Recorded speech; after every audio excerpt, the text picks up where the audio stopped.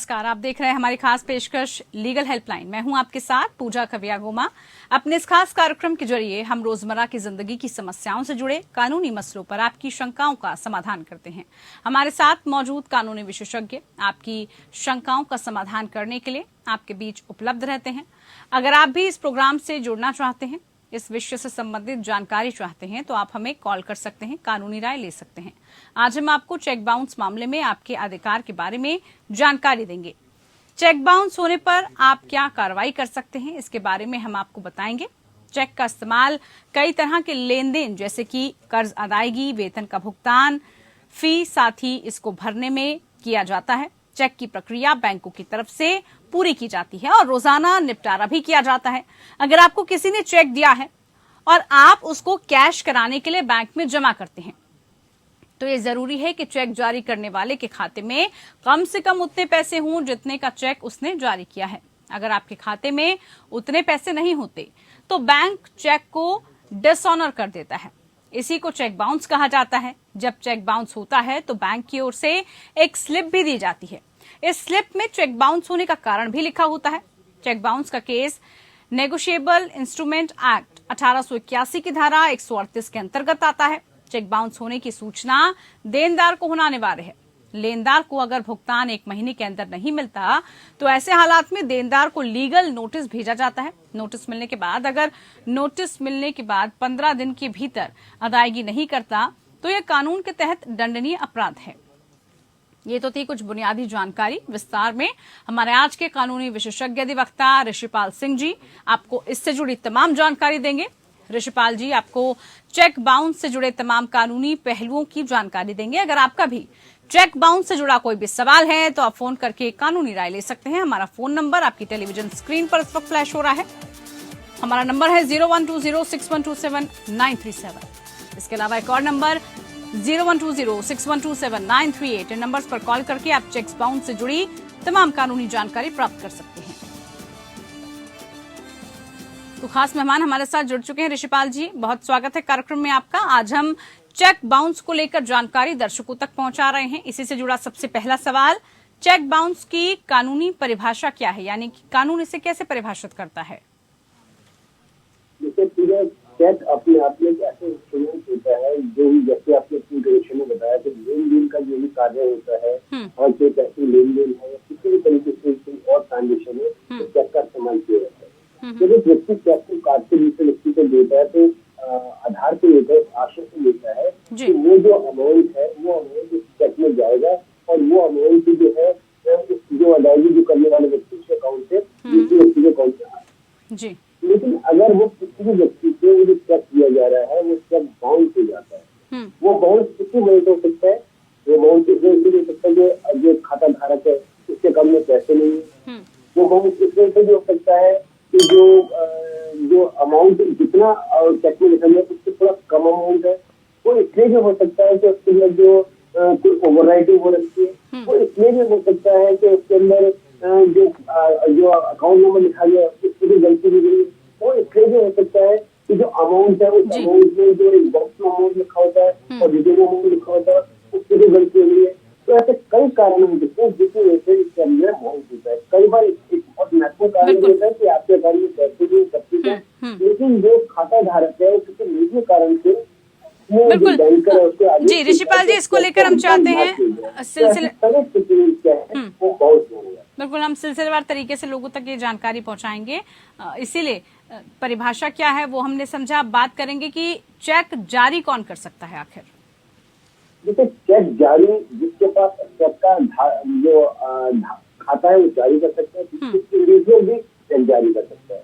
और जैसे आपको मालूम होगा जैसे कंपनी है, सोसाइटी है, ट्रस्ट है, तो ये सब क्या है कि एक आर्टिफिशियल पर्सनैलिटी होती है। तो कोई ना कोई व्यक्ति होता है जो आर्टिफिशियल पर्सनैलिटी को होल्ड करता है या उनको चलाता है। तो किसी सोसाइटी में कोई व्यक्ति ऐसा हो सकता है जिसको ऑथराइज किया गया है, किसी कंपनी में कोई व्यक्ति ऐसा हो सकता है जिसको ऑथराइज किया गया है, या किसी ट्रस्ट में कोई व्यक्ति ऐसा हो सकता है। तो वो व्यक्ति एक इंडिविजुअल भी हो सकता है और एक जो एक जैसे संस्था है वो भी हो सकता है। दोनों स्थिति में चेक को जारी करने का अधिकार संस्था के पास भी होता है, व्यक्ति के पास भी होता है। बिल्कुल। अब नेगोशिएबल इंस्ट्रूमेंट एक्ट की अगर हम बात करें तो वो क्या होता है? देखिए, नेगोशिएबल इंस्ट्रूमेंट एक्ट को अगर हम डिफाइन करते हैं, उसका एक नेगोशिएबल इंस्ट्रूमेंट का एक प्रकार जो है वो चेक है। जी। नेगोशिएबल इंस्ट्रूमेंट जो होता है इस प्रकार का इंस्ट्रूमेंट है, इस प्रकार का डॉक्यूमेंट है जिसके अंदर प्राइमा फेसाई या देखने में भी ये साबित होता है कि जिस व्यक्ति को जो एग्जीक्यूट किया जाता है, एक व्यक्ति उसको साइन करता है, तो ये मान के चला जाता है, प्रिजम्पशन होती है कि आपको उसके बदले में कुछ पैसे की अदायगी करनी है, इसलिए आपने वो डॉक्यूमेंट साइन किया है। जी। जैसे चेक है, एक नेगोशिएबल इंस्ट्रूमेंट है, प्रनोट है, एक नेगोशिएबल इंस्ट्रूमेंट है, एक जनरल फंडिंग जो होती है नेगोशिएबल इंस्ट्रूमेंट है, तो बिल ऑफ एक्सचेंज जो नेगोशिएबल इंस्ट्रूमेंट है, ऐसा इंस्ट्रूमेंट जिसका प्राइमा फेसाई जो व्यक्ति को एग्जीक्यूट करता है उसकी जिम्मेदारी बन जाती है, इसके बदले में उसको उसकी अदायगी करनी ही करनी है। तो वो इंस्ट्रूमेंट एक आम जो इंस्ट्रूमेंट है, आम जो डॉक्यूमेंट है, उससे अलग होता है। इसकी कानूनी जो पहलू है, इसकी कानूनी जो क्षमता है, वो एक आम डॉक्यूमेंट से ज्यादा होती है। बिल्कुल। अब अगर बात करें चेक बाउंस की, तो किन हालातों में यानी कि किन कंडीशंस में चेक बाउंस होता है? देखिए, चेक जो बाउंस होना है, चेक बाउंस होने के बहुत सारे कारण होते हैं। सबसे बड़ा कारण तो ये होता है जिसमें ज्यादातर जो केस चलते हैं वो जो खाता धारक होता है, जो खाता धारक के पास उसके अकाउंट में पैसे नहीं होते तो चेक बाउंस हो जाता है। कई बार ऐसा भी होता है कि जो मान लीजिए अकाउंट में चेक है, आपके अकाउंट में 4,90,000 रुपए है और आपने चेक कर दिया 5 लाख रुपए का, तो ऐसी स्थिति ऐसा नहीं है कि 4,90,000 आपके अकाउंट से कर देंगे 10 लाख की अदायगी रह जाएगी। वो पूरा का पूरा जो इंस्ट्रूमेंट है, वो पूरा का पूरा जो चेक है वो आपका डिसऑनर हो जाएगा। या आपने जो खाता धारक है चेक को काटा है, तो उसने चेक के ऊपर अपने साइन करके ओवर राइटिंग कर दी है, और ऐसे स्थिति में बैंक अधिकारी को लगता है जब संशय होता है कि हो सकता है कि चेक खाता धारक ने नहीं काटा है। या ऐसा भी हो सकता है, बहुत बार ऐसा देखा गया है कि जो एक खाता धारक है जिसे चेक काटा है उसके साइन आपसे मैच नहीं करते। बहुत बार ह्यूमन एरर भी हो जाती है कि हम एक साइन ऐसे करते हैं जो हमारे अकाउंट में मैच करते हैं। इसके अलावा जो अमाउंट है, वो अमाउंट जो है आपने मेंशन जो करना था, अमाउंट में गलती से लगती है। इसके अलावा आपका जो अकाउंट नंबर आपने लिखा है उसमें गलती करती है। और एक अगला महत्वपूर्ण कारण ये हो सकता है कि सब कुछ ठीक है, क्योंकि अगर खाता धारक मान लीजिए अपने बैंकर को ये आदेश दे देता है कि फला चेक जो है उसको स्टॉक पेमेंट करा जाए, तो किसी कारण से वो पेमेंट ना की जाए, उसके कंसिक्वेंसेस उसको झेलने पड़ेंगे, एक अलग बात है। लेकिन उस चेक को भी वो रुकवा सकता है, वो चेक ऐसी स्थिति में बाउंस हो सकता है। ऐसे बहुत सारे कारण होते हैं। आपने देखा होगा जब बैंक एक एंगेजमेंट देता है तो उसमें बहुत सारे कारण 36 कारण होते हैं, जिन 36 कारणों से सामान्य चेक जो बाउंस होता है। तो ऐसे बहुत सारे कारणों में से जिस कारण से आपका चेक बाउंस होगा उस कारण को ठीक किया जाएगा या कारण को बताया जाएगा, और एक एंडोर्समेंट जिसके हाथ में चेक धारक को दिया जाएगा, बताया जाएगा कि चेक जो है किस वजह से बाउंस हुआ है। बिल्कुल। अब ऐसे में क्या भुगतान रोकना या खाता बंद करना 138 NI अधिनियम के अंतर्गत आता है इसमें? देखिए, दो अलग अलग बातें। अगर किसी व्यक्ति ने चेक काट दिया है, चेक काट करने के बाद अगर अपना खाता बंद कर देता है तो प्राइमा फेसाई लगता है कि आपने जो चेक किया है आपने एक गलत मंशा के साथ चेक किया, आपको पता है जो चेक किया गया है उसका भुगतान कभी नहीं होगा। तो ये एक चेक बाउंस भी, और जो पहले उससे पहले तो चीटिंग की परिभाषा में आता था, लेकिन क्योंकि दोनों क्रिमिनल ऑफेंस है तो वो एक आपको चीटिंग का भी बनता है कि आपने चेक को काटा, ये जानते हुए काटा या उसके बाद आपने अपने खाते में बंद कर दिया, ये इस बात को जानते हुए कि आपने चेक काटा था। तो ये एक प्राइमा फेसाई आपके लिए आपका कंटेंट जो मिला। दूसरा, अगर मान लीजिए किसी कारण से अगर किसी चेक काट दिया और उसके बाद पता लगता है कि चेक जो गया काटा गया चेक जो है वो गलत किसी कारण से कर दिया है या उसको नहीं काटा जाएगा या कोई ऐसे कारण जिसके पास आधार है तो वो चेक अदायगी जो उसको नहीं करना चाहिए। तो ऐसी स्थिति में जो चेक है उसको रोका जा सकता है, चेक की स्टॉक पेमेंट की जा सकती है। लेकिन जब वो नोटिस चेक धारक उसके बाद खाता धारक के पास आता है तो उसको सारे आधार बताने पड़ेंगे, इससे चेक बाउंस क्यों होगा, कोर्ट के अंदर मुझको बताना पड़ेगा। अगर वो नहीं बताता है तो उसकी मुश्किल है। और ऐसा भी है कि अकाउंट में पैसे नहीं है और फिर आपने अकाउंट चेक को अगर बाउंस किया तो ये माना जाएगा कि आपने नलाफाई से और अपनी जानबूझ के चेक बाउंस किया, और वो उसके अंदर जो कानूनी पहलू है वो आपको झेल। बिल्कुल। अब क्या ऐसे में सुरक्षा जांच 138 NI अधिनियम के अंतर्गत आती है? बिल्कुल, 138 का जो धारा है, प्रावधान जो है इसके लिए सख्त बनाए गए हैं। उसके अंदर जो जेल का प्रावधान है और जो उसके अंदर जो अमाउंट है उस अमाउंट से डबल का जो अधिकतम उसके डबल तक की जो है अमाउंट कर सकता है। और उसका जो प्रोविजन है यानी इसकी जो प्रोसीजर है वो प्रोसीजर भी सिविल प्रोसीजर है। अगर कोई व्यक्ति अगर मान लीजिए कोर्ट में कोई जो एक्यूज के रूप में पेश हो रहा है उसके नाम से क्या काटा गया क्या रिबॉन्ड हुई है और वो नहीं आता तो उसके खिलाफ पहले सम्मन वेलेबल पर नॉन वेलेबल वारंट और नॉन वेलेबल वारंट उसके बाद भगोड़ा घोषित करने की कार्रवाई हो सकती है। तो उसमें पुलिस का भी पूरी तरह दखल जाता है अपने आप में उसको सख्त बनाएगी। ठीक, चेक बाउंस की बात कर रहे हैं आज ऋषिपाल जी, तो चेक बाउंस होने पर किस तरह की अगर हम बात करें कानूनी कार्रवाई हो सकती है? क्या आप क्रिमिनल केस भी दायर कर सकते हैं अगर किसी का चेक बाउंस हो जाता है उसके अगेंस्ट? देखिए मुझे जो चेक बाउंस का जो केस है, चेक जो हमारे पास है चेक एक ऐसा इंस्ट्रूमेंट है जो साबित करता है कि अगर वो बाउंस हो गया तो आपको उस पैसे की अदायगी है, आपको पैसा लेना है। अब वो जो पैसा है अगर आपके पास आपने अपनी चेक जैसे आपको जो बैंक के अंदर जो चेक डालने की जो समय सीमा होती है 3 महीने की, यानी जिस डेट से चेक काटा गया है उससे 3 महीने 90 दिन तक आप चेक को डाल सकते हैं। अगर 90 दिन तक आपको चेक डाला गया है और चेक आपका बाउंस हो जाता है तो आपको उसके अंदर फिर और आपको वो एंडोर्समेंट देते हैं। जैसे एंडोर्समेंट आपको मिलती है उसके 30 दिन के अंदर आप लीगल नोटिस दे सकते हैं कि आप मुझे पैसा दीजिए 15 दिन के लिए।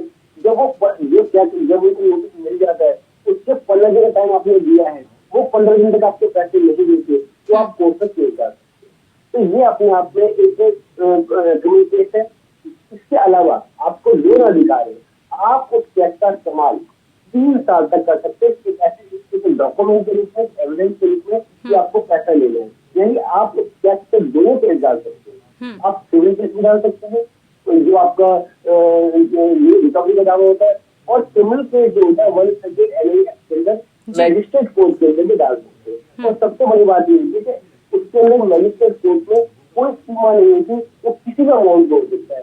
चाहे 100 करोड़ रुपए का चेक हो, आप 100 करोड़ के चेक को भी बिना कोर्ट फीस के मैजिस्ट्रेट कोर्ट में डाल सकते हैं। लेकिन अगर आपको लगता है कि 3 महीने का समय आपको निकल गया तो भी ऐसा नहीं है इसकी चेक की जो है वैधता खत्म हुई है तब भी एविडेंस से उसका साक्ष्य के रूप में आप इस्तेमाल कर सकते हैं और सिविल रिकवरी के अंदर जा सकते हैं। शर्त ये है कि सिविल रिकवरी आप डालेंगे तो आपको कोर्ट देंगे। बिल्कुल ऋषिपाल जी, ये तो आपने बताया कानूनी प्रक्रिया क्या हो सकती है। अब चेक बाउंस में अगर हम बात करें सजा और जुर्माना, उसके क्या प्रावधान है, कितनी हो सकती है, कितना जुर्माना पे करना पड़ सकता है? देखिए चेक बाउंस के अभी जो हाल ही के कुछ समय में जो परिवर्तन है उससे ये कि 140 के अंदर आपको ये भी अधिकार है कि आप उस मुआवजे के तौर पे शुरू में भी आप 20% से आपको मुआवजा देना पड़ सकता है।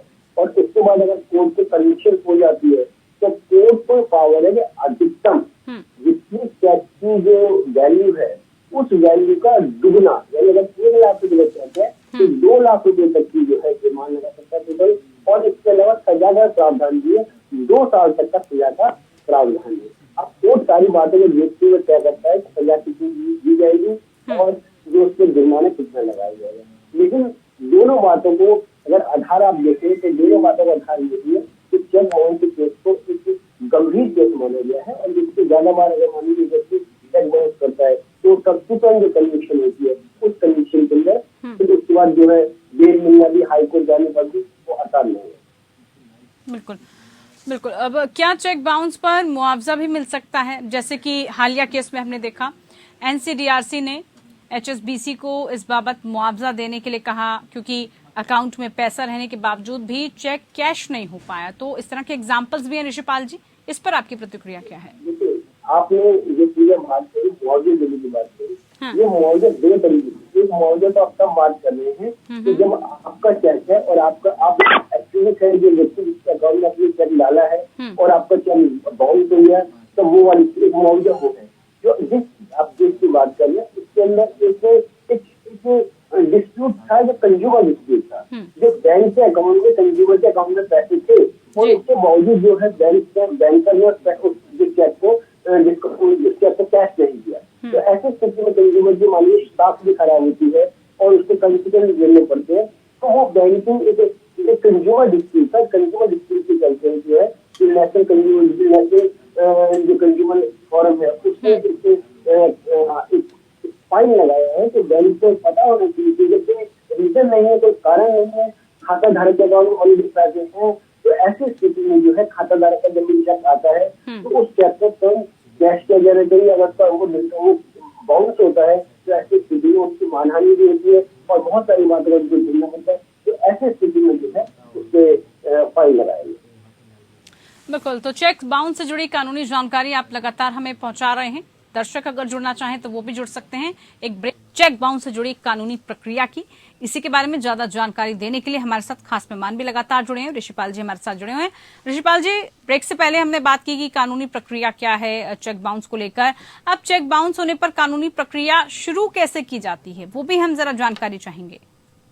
देखिए, जैसे चीजें मैंने आपको बताया कि चेक की सबसे पहले मैं पता हूँ कि चेक की अवधि कितनी है। चेक जिस दिन काटा जाता है तब से लेकिन 90 दिन तक जो चेक नेगोशिएबल इंस्ट्रूमेंट चेक के साथ में इस्तेमाल कर सकते हैं। यानी 90 दिन तक हम उसको बैंक में जमा कर सकते हैं। 90 दिन तक उसको हम कैश में हम लगा सकते हैं। जब भी चेक बैंक में लगाया जाता है और चेक डिसऑनर हो जाता है तो एक जानकारी मिलती है। वो जानकारी आपको वहाँ से एक एंडोर्समेंट मिलता है। जब बैंक का एंडोर्समेंट जिस दिन आपको मिलता है, इम्पोर्टेंट दो बातें हैं आपको समझनी है कि चेक जिस दिन बाउंस हुआ, हो सकता है जिस दिन बाउंस हुआ आपको जानकारी ना मिली है, क्योंकि जिस दिन आपको एंडोर्समेंट मिलेगा उस एंडोर्समेंट से 30 दिन के अंदर अंदर आपको लीगल नोटिस देगा। तो मैंने शब्द का इस्तेमाल किया अंदर अंदर का मतलब ये है कि 30 दिन हो गए, एक दिन ऊपर नीचे दे दिया तो एग्जाम्पशन मिल गई। उस 30 दिन के अंदर अंदर आपको लीगल नोटिस देखना होगा। ये कहते हैं ये अमाउंट मुझे दिया जाए और 15 दिन यानी जिस दिन नोटिस मिलेगा उसको 15 दिन में पैसा दिया जाए। सपोज कीजिए आपने नोटिस दिया, उसके 10 दिन के अंदर नोटिस उनको मिल जाता है। जिस दिन नोटिस उनको मिल जाता है तो उसके बाद 15 दिन का टाइम होता है उनके पास कि वो आपके पैसे को दे।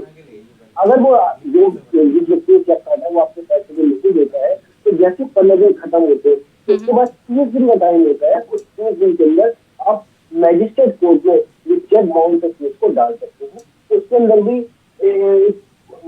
वैसे तो बहुत स्ट्रिक्ट है कि आपके उस टाइम को भी खराब नहीं करना चाहिए, लेकिन किसी कारणवश अगर ऐसा लगता है कि आपको चेक की जो केस को डालने में 1 दिन 2 दिन 4 दिन 10 दिन देरी हो गई है तो वो आप कंडोनेशन को लगाकर तो किसी वजह से ये रीजन से किस रीजन को लगाकर कोर्ट को ठीक लगता है तो उन रीजन को कंडोन करके आपके केस को जो है वो आगे बढ़ाता है। फिर आप जब कोर्ट के अंदर जाता है तो सबसे पहले जज का उसको देखते हैं, यानी 3-4 समझ होती है। वो जो समझ होने के बाद एटलीस्ट समझ जाते हैं वो कोर्ट में आता है और फिर कोर्ट की प्रक्रिया चालू।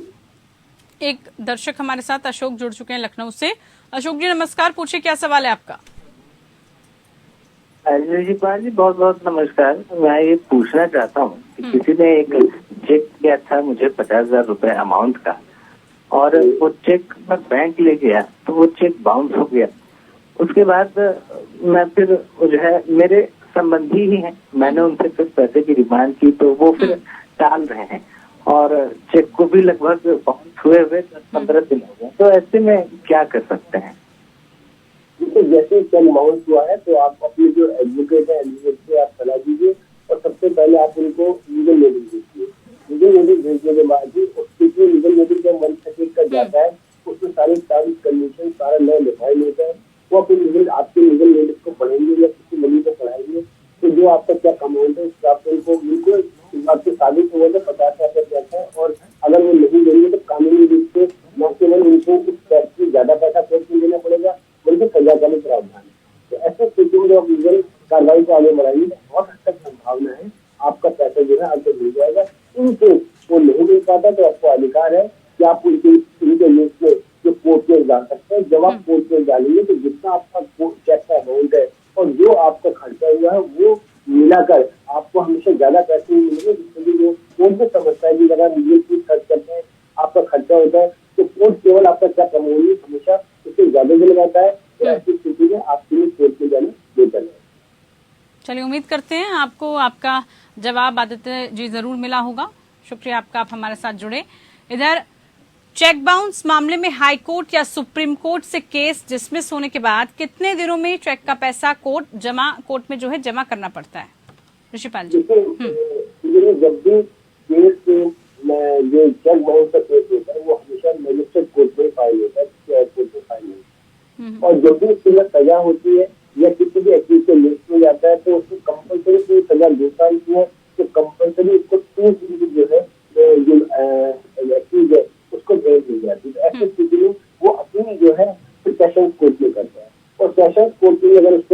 अगर मान लीजिए उसको कोई राहत नहीं मिली है तो वो फिर हाईकोर्ट जा सकता है। लेकिन हाईकोर्ट अगर जिसे या सुप्रीम कोर्ट जिसे चेक बाउंस के मामले फैसला सुनाता है तो ऐसे स्थिति में ऐसा कोई लॉ नहीं है जिसके अंदर आपको कोई टाइम दिया जाएगा या कोई समय बताया जाएगा कि इतने दिन के अंदर पैसे जमा दीजिए। आपके हालात देखे जाएंगे, अगर हम रिक्वेस्ट करते हैं 2 दिन की, 4 दिन की, महीने की, 2 महीने की, 1 महीने की, सब तो कोर्ट सारे मामले में संज्ञान लीजिए, आपको समय दे सकता है।